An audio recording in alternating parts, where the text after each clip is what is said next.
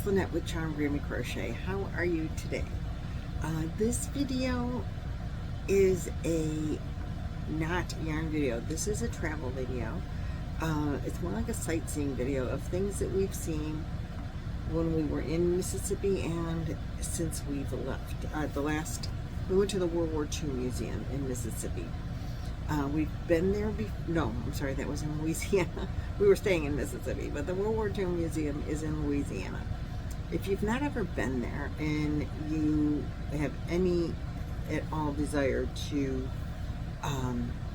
learn anything about World War II or just to see the history, it is a fabulous, fabulous place to go. It's very interactive. We enjoyed it. This is our second time to be there. They had some new things that were sold out. We didn't get to go see anyway, but we enjoyed very much seeing the things that we've seen before. Some of them they've redone. It's been like 10 years since we were there. So they've added on, but there's a new cinema and we missed it. It was sold out before we even bought our tickets.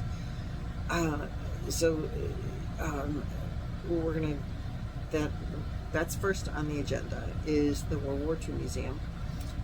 Then we're gonna show pictures of the places and talk about the places that we've been since we left there we left Mississippi on February 26th. At the time of recording this video, it is March 8th. We've been to many places. Didn't do a whole lot because we mostly just stayed one night. But there's a lot of pictures. So I'll show you what we've seen and tell you information that we've learned before I forget what it is.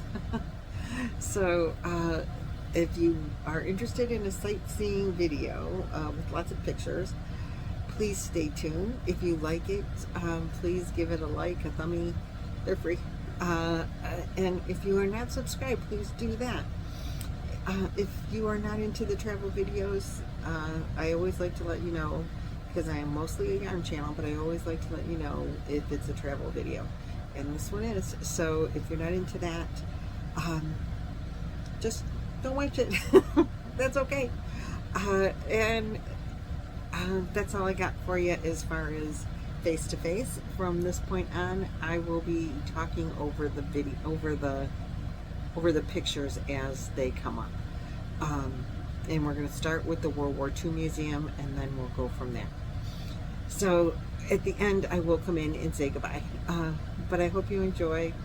I don't know if there'll be any music played. I don't know. We'll have to see how, as my friend Joe says, how editing Joe does. We'll see how editing Lynette does. I'm always not the greatest at this, but we'll give it a best shot. Thanks for watching. So here's the World War II Museum, Airplane Museum, part of it. And I'm looking up at these planes from underneath. It's kind of amazing how they brought them in. If you go to the World War II Museum website, apparently they have a video you can watch that shows how they brought them in and installed them. I haven't yet to do that, but I think it would be a really cool video to witness. As I understand, these are all real full-size airplanes. You'll see this is a 4-story tall building, and you'll see you'll see these planes at different heights of, we went up 3 of the floors. This is inside that airplane that you just saw. It was a fighter. And I think when they have the torpedoes, there's one with swastikas on it. That's missions or shot down enemy aircraft. They also have in there the Normandy Liberty Bell, so you can read this little plaque. Pause the video whenever you want when there's pictures up of something to read. And this is the inscription on the Liberty Bell itself, and then here is the Liberty Bell coming up. The sun was coming in that window, so it's kind of not a great picture, which is why I gave you the close-up so you could read it. And this is, I think, on the 3rd floor. So you can see the top views of the airplanes. Can you imagine being in one of those planes and Like, you're sitting in that plane right there and you see all these other planes flying around you. That would be kind of scary, I think. But these are the guns that they used. One guy fit in there in that little cockpit thing, and it spun around so he could shoot at different angles.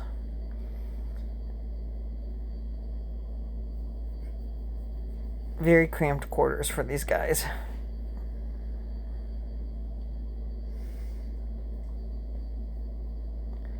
And more planes.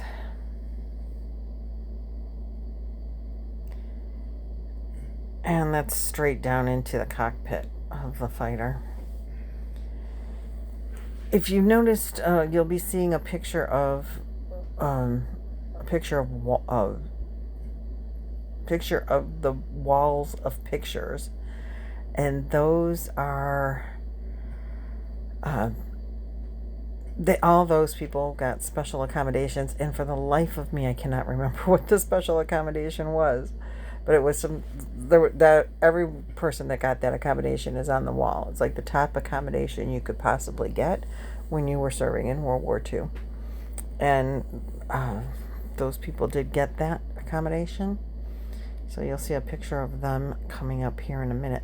Here it comes now. And I don't remember how many of them there were, but you could look up names and see who they were. These are some of the military uniforms that they wore. I believe they weighed up to 75 pounds. And then there's a couple of pictures coming up of things that they carried in their packs and on their backs. Things for survival, things for, toothbrushes and daily hygiene and just anything that they needed, including rain gear. So next you'll be seeing the smallest soldier, Rupert. And Rupert, they released Rupert by the tons on D-Day to make it look like they were dropping in all of these all these parachuters, and it was just a fallacy. And this is a Jeep glider. So they put these Jeeps inside a wooden and paper glider and tried to land them, different missions in the war. The problem was the Jeep was heavy and the landings were bad. And they thought, they didn't care if the glider broke up, they'd just drive off in the Jeep. But they really didn't have good landing equipment for the glider, and it was not a good thing. And this is just apparently what it would have looked like coming into Normandy Bay, Normandy on D-Day. And here coming up you have some boats. I don't think this is a duck boat. They had some duck boats in here before when we were here about 10 years ago. After there, we went to Lake Charles, and this is the campsite that we stayed at. Sam Houston Jones State Park. Beautiful park. Really, really nice. They had some nice walking trails. It was really pretty there. We visited with my friend Lynn. Well, I visited with Lynn. Miss you already, Miss Lynn. And we visited with her dog, Prince. Prince loved me once I started feeding him some treats. After Lynn, we left and we went to Bastrop State Park. And we ate at that Roadhouse, which was really good. It was a burger place. And next you'll be seeing pictures of just some of the park itself. We went to Seminole State Park after this. They have cabins in Bastrop that you can rent, which I thought were really cool looking, but you couldn't see inside. I would have sneaked up, but they all had curtains hanging in the windows, and I really wanted to see what they looked like inside. But all my curtains, I couldn't go check it out. Just some scenery. And in the city of Bastrop is this owl. I don't know what it represents, but it was really cool. We drove through the city, but we did not stay. We stayed one day, and after that until we got to Big Bend. So we stayed in 8 campgrounds from the 26th of February through March 8th. 26 different campgrounds. 8 different campgrounds. It seems like 26. It was interesting. We drove over, I don't know how many miles, over 1,000 miles. 3,000. 3,000 miles it took us to get here. 3,000 miles it took us to get here. Look at the sunset here. This was in Seminole, and I think we're still in Texas here. Yeah, 12 Texas borders. I didn't know Texas has 1,254 miles of border. Isn't this sunset gorgeous? It was so pretty. But when we get into Texas, we drove along the border, I think the whole way of Texas. And I know Texas borders Mexico for 1,254 miles. And we kept seeing all these patrol vehicles, border patrol vehicles. We were really, really surprised. Isn't that full moon gorgeous? That was still at the last campsite. Now this is on the way to Texas. So you're going to see lots of rocks, lots of desert, was lots of very desolate area. I was just shocked. Mountains. It was very nice.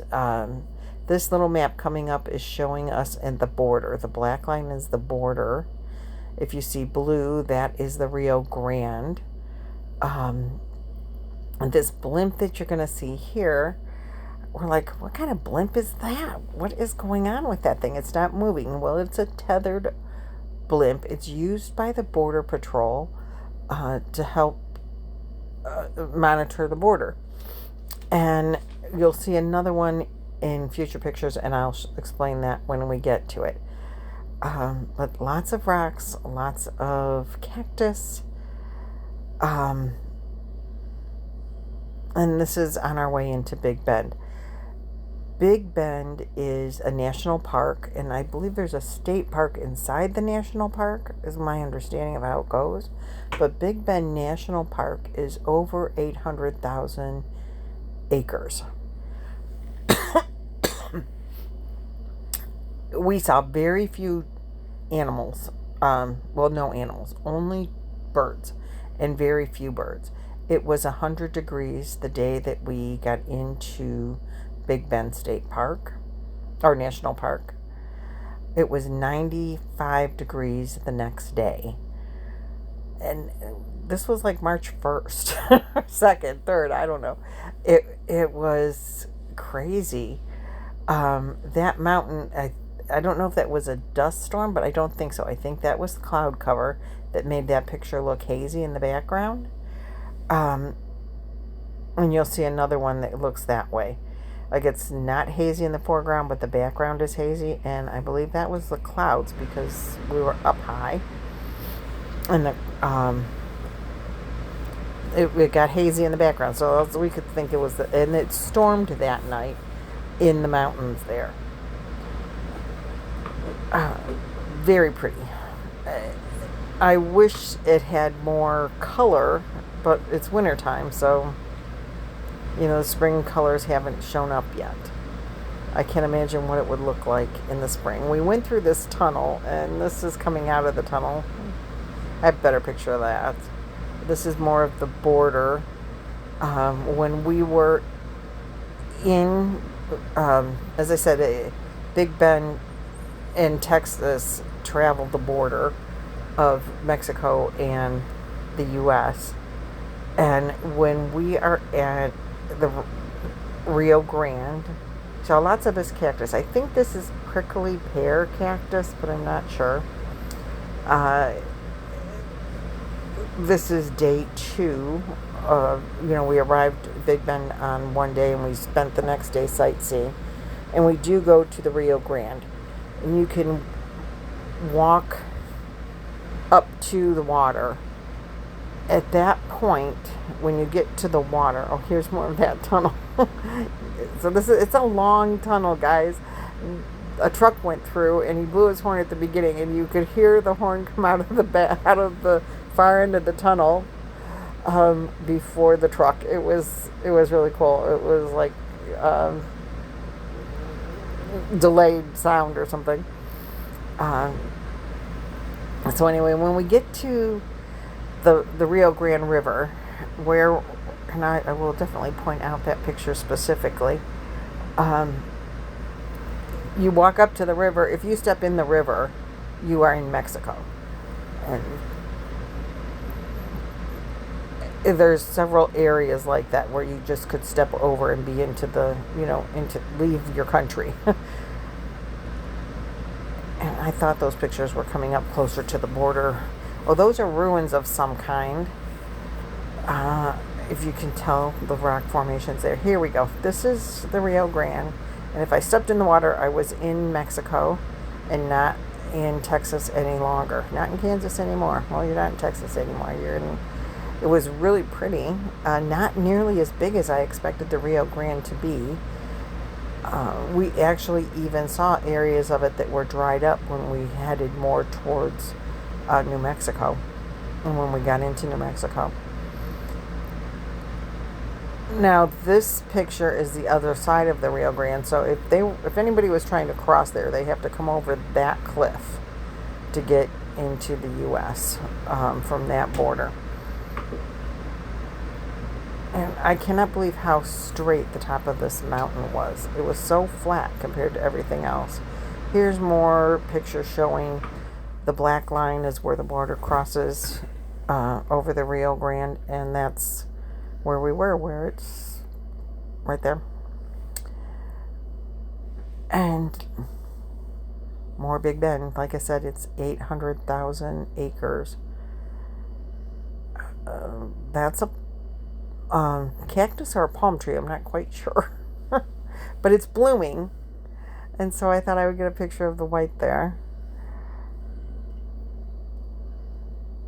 I'm not a geologist, but you can see all the different colors in all the different rock formations in sand, and I don't know why. I'm not a geologist. I can't even begin to explain why you can have this yellow dirt at the bottom, and then out of that yellow dirt comes this big dark dirt. I don't know, rocks. I have no idea. I'll just stutter through that.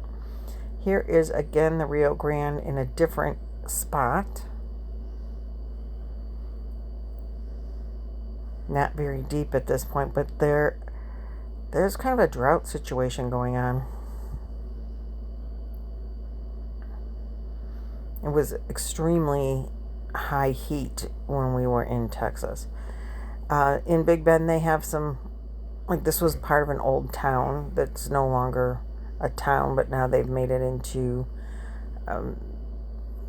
just a sightseeing place. You couldn't go into the buildings. There are 2 gas stations in this area of Big Bend that we were in. There are 2 gas stations. And the reason that you go there, there's lots of hiking and things like that, if you're into that thing. Not when it's 95 plus degrees and no shade. You do not want to hike in that weather, I would not think. I definitely would not. We spent about an hour actually outside of the car in the sun, and I got a sunburn. Not bad. I had color on my face. It looked pretty good. You have to keep back from the wild boars. Yep. Didn't see anything, goodness.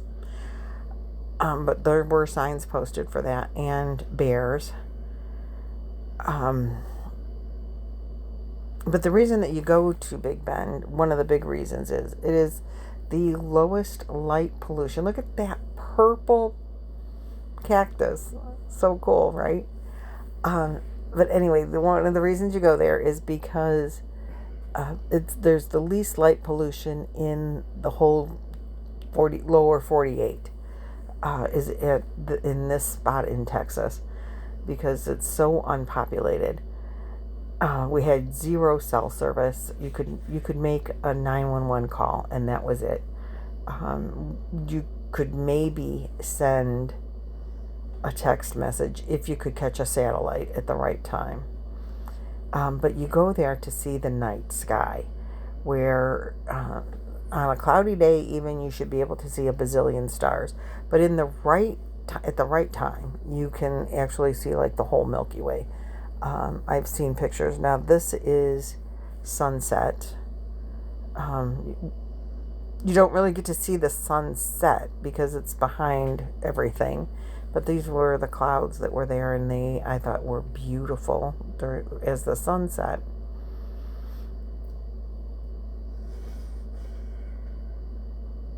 Very pretty.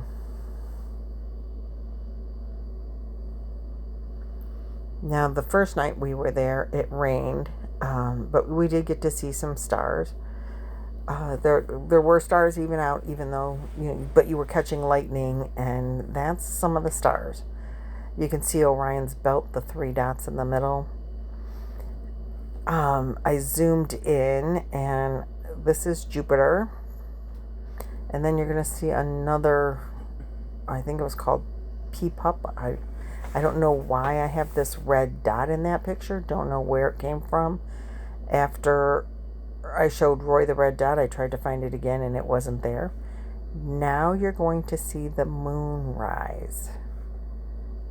Look how bright it is. This is why we did not get as many stars as what we would have hoped for, because the moon was so bright that it drowned out a lot of the stars. Now this next picture, this is my shadow in the moonlight. Look at how bright it is shining on the dirt there. Amazing. Once the moon was up, I took a couple of photos of the full moon. I have a really good camera on this phone. It zooms 100%, 100 times zoom. Now, we're on our way to New Mexico, and there's that blimp. There's another one. And I think this is where they put the radar systems in, the tracking systems. I think that's what was going on there based on the building next to it. But I thought, that's cool. Now you could get a closer up view of it down on the ground. And now we see some trees, green trees, for the first time in quite a while. In many, many miles. We got to see that. This is the next campground we were at, Cabela in New Mexico, Cabela Lake. And now in New Mexico, we saw a lot of this. Solar farms and wind farms. That's us pulling out of the campground. It was a nice campground. Not bad. And that is Lake Cabela. Or Cabela Lake. I don't know which way it goes. It was pretty. It was green. It was the first time we've seen green in a while. These windmills are so huge.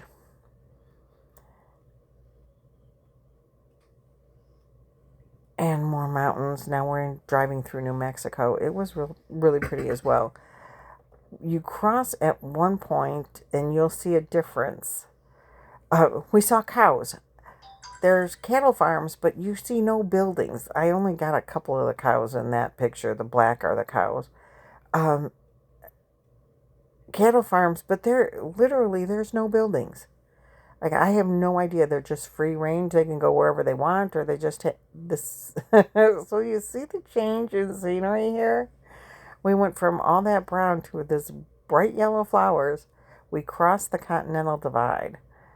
And that's the only thing I can think of that changed, is we crossed the Continental Divide and all of a sudden we see yellow flowers and more greenery. And that has something to do with, I don't know, Google it, I don't remember. I Googled it, I don't remember. We did see a lot of this as well. Dust storms.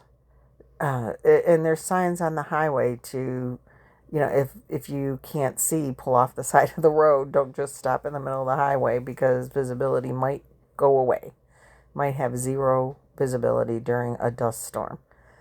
Roy saw a road runner while we were driving one day, and we saw tumbleweeds crossing the road. See how the dust is crossing the road there? It wasn't bad. We didn't get a bad dust storm, thank God. And I saw lots of these trees, and I put the picture in Google and asked what it was, and it just said dead trees. And we get different rock formations now that were in New Mexico. And these were kind of cool looking. And so I took some photos of them. Way different rocks than what we were seeing in Texas as we get further into New Mexico. I thought they were so pretty. And here it is. We finally reached Arizona. There you go. You can always tell when you see those cactus, you're in Arizona. I hope you enjoyed that video. I will keep you posted on what happens here in Arizona. Now that we're in Arizona, and it's the last picture in there is good sign that it's Arizona, because that's the first time we've seen that type of cactus. So that's all I have for you today, guys. Thanks so much for watching, liking, subscribing, and all those things that YouTube likes. I like it too. Appreciate y'all so much, and I will see you guys in the next video. Bye-bye.